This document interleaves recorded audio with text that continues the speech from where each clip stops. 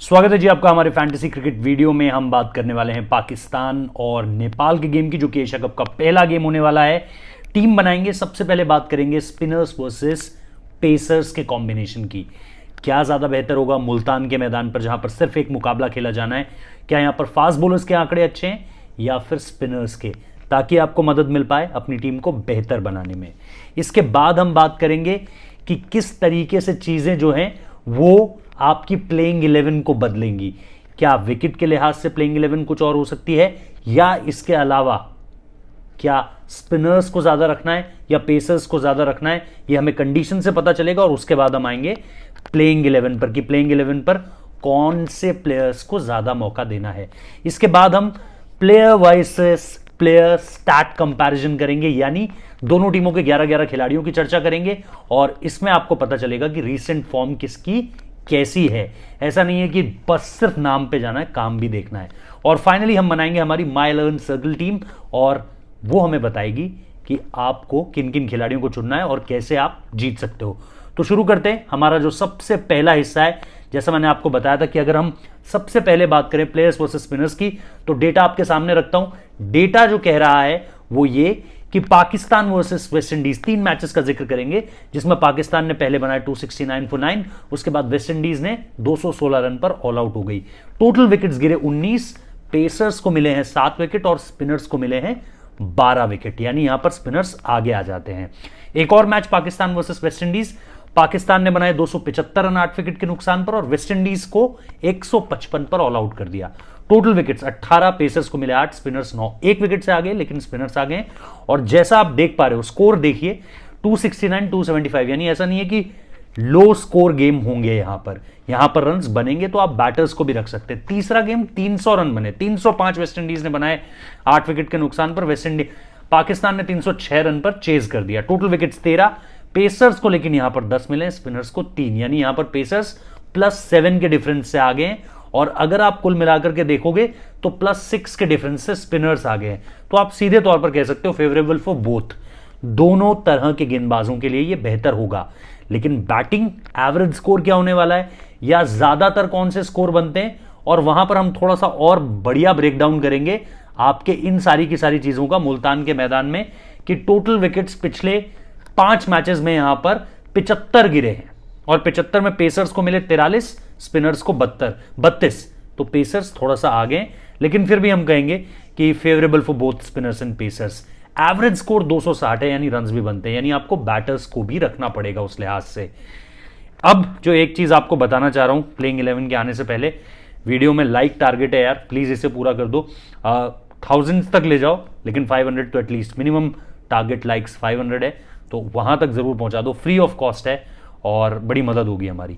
अब आ जाते हैं प्लेइंग 11 पर। प्लेइंग 11 का जिक्र कर लेते हैं। पाकिस्तान की प्लेइंग 11 क्या होगी, क्या इसमें कुछ चेंजेस होंगे या नहीं, उस पर बात कर लेते हैं, क्योंकि मुझे लग रहा है कि साउथ शकील के आने से चीजें बदल सकती हैं।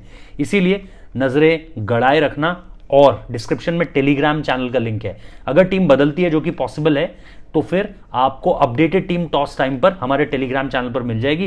डिस्क्रिप्शन में लिंक है, वहां से जुड़ जाइए। टीम में होंगे फकर जमा ऑब्वियसली, फिर होंगे इमाम का अच्छा फॉर्म लगा हुआ है। इसके बाद बाबर आजम होंगे। बाबर आजम 250 मारकर आ रहे हैं अफगानिस्तान के अगेंस्ट, इमाम के 250 हैं। इसके अलावा अगर आप रिजवान देखेंगे, आखिरी पारी उनकी बड़ी जबरदस्त थी जो अफगानिस्तान के खिलाफ मैच था, लेकिन यहां से चीजें बदलती हैं। सलमान अली आगा, इफ्तिकार अहमद, अभी तक ये नाम रखते हैं, लेकिन इसमें मुझे लगता है सलमान अली की जगह पे साउथ शकील भी आ सकते हैं। इफ्तिकार गेंदबाजी भी कर सकते हैं, इसलिए ध्यान रखिएगा। बैटिंग के साथ साथ वो बॉलिंग भी कर देंगे। लास्ट मैच में उन्होंने बॉलिंग करी थी। इसके बाद आपके शदाब खान आएंगे, मोहम्मद नवाज। शदाब भी बैटिंग और बॉलिंग दोनों कर सकते हैं। स्पिनर्स जबरदस्त हैं, बैट से अच्छा कंट्रीब्यूट करते हैं। मोहम्मद नवाज बैटिंग को और डेप्थ देते हैं। नवाज के आने से बैटिंग को तो स्ट्रेंथन मिलेगी, लेकिन बॉलिंग जबरदस्त हो जाएगी। इसके बाद आपके 3 पेसर्स हैं वर्ल्ड क्लास, शाहीन शाह अफरीदी, नसीम शाह और इसके साथ साथ हारिस रऊफ। तीनों ही परफॉर्मेंस करते हुए आ रहे हैं। याद रखना, शाहीन और नसीम अर्ली ऑन एक साथ गेंदबाजी करेंगे, फर्स्ट चेंज हारिस आएंगे और हारिस डेथ में अच्छी गेंदबाजी करेंगे। तो उस तरीके से अपनी टीम को चुनिएगा आप, क्योंकि हारिस रऊफ का वहां पर जो कॉम्बिनेशन होगा डेथ में गेंदबाजी करते हुए और मिडिल ओवर्स में आकर, प्लस इफ्तिकार इफ्तिकार को अगर आप चुन रहे हैं तो याद रखिएगा बॉलिंग भी कर दे सकते हैं, तो इसे जहन में जरूर रखिएगा जब आप पाकिस्तान के प्लेयर्स को चुनेंगे। बाकी हम तो अपने सजेशंस देंगे ही लास्ट में जब माय 11 सर्कल टीम बनाएंगे। इसके अलावा नेपाल की टीम आपके सामने रखता हूं। प्लेयर्स इनके बारे में कम लोग जानते हैं क्योंकि टीम अभी अभी बेहतरीन खेलना शुरू कर रही है और एशिया कप में क्वालिफाई भी इसलिए हुई है। इनके कुछ चुनिंदा प्लेयर्स के बारे में आपको बताता हूं जो आपको अपनी टीम में रखने चाहिए, लेकिन चेंजेस यहां भी हो सकते हैं, इसलिए डिस्क्रिप्शन में टेलीग्राम चैनल का लिंक है, उससे जरूर जुड़ जाना ताकि बेहतर चीजों का पता चल सके। अब आते हैं इस टीम में। आपके कुशल भुरतेल होंगे, ऑब्वियसली ओपन अच्छा करता है ये लड़का। आसिफ शेख हैं, उसके बाद भीम शार्की हैं, फिर रोहित पौडेल, इनको आप जरूर रख सकते हो क्योंकि कैप्टन है और अच्छी परफॉर्मेंस विद द बैट करते आए हैं। आरिफ शेख हैं, कुशल मल्ला है, दीपेंद्र सिंह एक इनके और अच्छे ऑलराउंडर हैं। अगर आप शादाब और दीपेंद्र को एक साथ रखो तो ये एक बढ़िया कॉम्बिनेशन हो सकता है। ऑलराउंडर हैं, बढ़िया परफॉर्मेंस करते हैं। गुलशन झा हैं, संदीप लामिचन है, आपने नाम सुना होगा, आईपीएल खेला हुआ है, दिल्ली के लिए खेले हैं, वर्ल्ड लीग्स में खेले हुए हैं अलग अलग जगह, लेकिन क्योंकि आपके पास स्पिनर्स के अच्छे ऑप्शंस मिल जाएंगे पाकिस्तान की तरफ तो शायद आप यहां ना आए। करण केसी ये भी एक ऑलराउंडर है, फास्ट बॉलिंग ऑलराउंडर है, तो एक बॉलर के रूप में अगर आपको नेपाल की टीम से कोई चुनना है हु कैन बैट ऑल्सो, जो बल्लेबाजी भी कर सकते हैं, तो आप करण केसी को चुन सकते हैं। और फिर आपके ललित राजवंशी हैं जो कि अगेन एक और इंपॉर्टेंट हिस्सा है इस टीम के। तो कुल मिलाकर के अगर चेंजेस होते हैं तो टेलीग्राम चैनल का लिंक है, टॉस टाइम पर अपडेट मिल जाएगा दोनों टीमों की तरफ से। अब जो एक अपडेट हम आप तक पहुंचाना चाहते हैं वो आपके सामने रखता हूं क्योंकि वो बहुत ज्यादा जरूरी है आप लोगों के लिए। अगर आप अभी तक हमारी माय 11 सर्कल ऐप को, डिस्क्रिप्शन में लिंक है, वहां से अगर आपने अभी तक डाउनलोड नहीं किया है तो प्लीज डाउनलोड कर लीजिए। आपको डाउनलोड करते ही जो है वो 1500 रुपए का ज्वाइनिंग बोनस मिल जाएगा, क्योंकि आप अगर, लेकिन सिर्फ आपको हमारे लिंक से डाउनलोड करना है तब जाकर आपको ये बोनस मिलेगा। और इसके साथ साथ अगर जब आप फर्स्ट अमाउंट उसमें पुट करते हैं, यानी जैसे ही आप उसमें पहला अमाउंट डालेंगे, आपको सीधे तौर पर 20% का एक तरीके से कैश वहां पर ऑफर हो जाएगा। जो आपका अमाउंट है, सपोज आपने 1000 रुपीज फिल करें तो आपके 1200 रुपए हो जाएंगे, इसे जरूर याद रखिएगा। और इसके अलावा ग्रैंड लीग जो जीतेगा उसके लिए महिंद्रा थार है वहां पर मौजूद। प्राइस तो है ही, लेकिन जो अमाउंट है वो तो है, अमाउंट के साथ साथ महिंद्रा थार भी है। तो याद रखिएगा, डिस्क्रिप्शन में लिंक है माय 11 सर्कल ऐप का, जरूर जाकर डाउनलोड कीजिए, आपको फायदे ही फायदे होंगे। लेकिन याद रखिए लिंक डिस्क्रिप्शन में है उसका भी, माय 11 सर्कल ऐप का। अब आते हैं आपके प्लेयर्स के बारे में बात करते हैं, खासतौर पर परफॉर्मेंसेस। फकर जमा रीसेंट फॉर्म 27, 32, 33, 40 नहीं है रन्स, पहले ही आपको बताया था, लेकिन इंपैक्ट प्लेयर है, बड़ा प्लेयर है, जबरदस्त कर सकता है, तो चुन सकते हो। अगर सिर्फ इंपैक्ट को गट फीलिंग कहती है, चुन सकते हो। इमाम 13 बनाए, लेकिन उससे पहले 91 और 61 बनाए, फिर 90 बनाए, फिर 24 बनाए, तो इन फॉर्म है। बाबर 60, 53, डक आया बीच में, फिर 1 रन 107। पिछली 21 पारियों में ये खिलाड़ी 5 से 6 शतक लगा चुका है। पिछली 21 पारियों में ही इसकी 5 या 6 ऐसी पारियां आई हैं जो 50 से कम है, उसमें भी एक 40 है, और जो 5 से 6 शतक मारे हैं उसमें एक 90s भी है। तो इसको कैप्टन भी बना सकते हो, वाइस कैप्टन भी बना सकते हो, आप पर छोड़ता हूं, लेकिन बनाना जरूर कुछ एक। मोहम्मद रिजवान 67, 2, 21, 9, 24 कहा था, पिछली पारी बढ़िया आई है, उसके अलावा कुछ खास है नहीं। सलमान अली आगा 38, 14, 7, 57, 58, 57, 58 आया है, गेंदबाजी से उतना कुछ खास नहीं किया, इसीलिए कह रहा हूं साउथ शकील इनकी जगह पर आ सकते हैं बेटर बैलेंस देने के लिए। इफ्तिकार 17, 30, 94, 28 और 3 विकेट, बॉलिंग से भी हेल्प कर सकते हैं, बैटिंग में तेज रन बना सकते हैं नीचे, तो इसलिए इफ्तिकार को रखा हुआ है। इसके बाद अगर आप देखोगे शदाब खान है हमारे पास, इसके अलावा अगर आप देखोगे हारिस रऊफ है, मोहम्मद नवाज है, नसीम शाह और शाहीन अफरीदी है। शदाब को देखोगे 48 रन बनाए, फिर 39 रन बनाए, 1 विकेट लिया, 14 रन बनाए, 2 विकेट लिया, फिर 21 रन बनाए, 1 विकेट भी लिया है। हारिस 0, 5, 1, 2 और 4, तो 5 भी है, 4 भी है, 2 विकेट है, 1 विकेट है।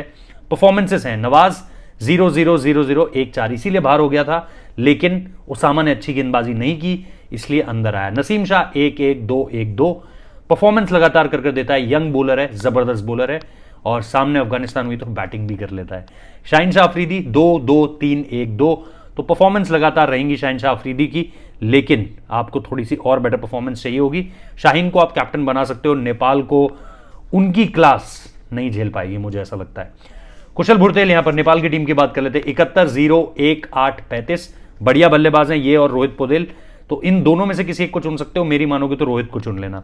आसिफ शेख 7-12, 0-28, 12। भीम शार्की 4-0, 20, 1, 22। नहीं है उस तरह की परफॉर्मेंस। रोहित 9-65, 4-29, 4। परफॉर्मेंस उस हिसाब से अगर आप देखोगे कुशल और इनकी बराबर है, लेकिन अगेन बेटर बैटर है। कुशल मल्ला 1-0, 1, 44 और 12। यहां पर भी आप देख सकते हो।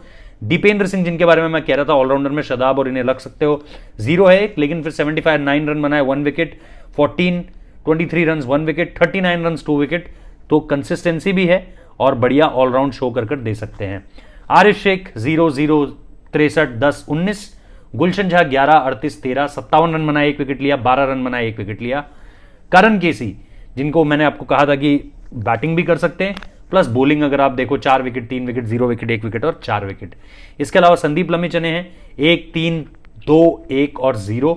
तो अगर स्पिनर के रूप में चुनना है नेपाल की टीम से, इनसे बेहतर कुछ नहीं होगा। राजवंशी 0, 3, 0, 3 और 1। तो ये हो गई आपकी वो टीम जिसको लेकर के हम लगातार कह रहे थे कि भाई ये आपकी परफॉर्मेंस होनी चाहिए।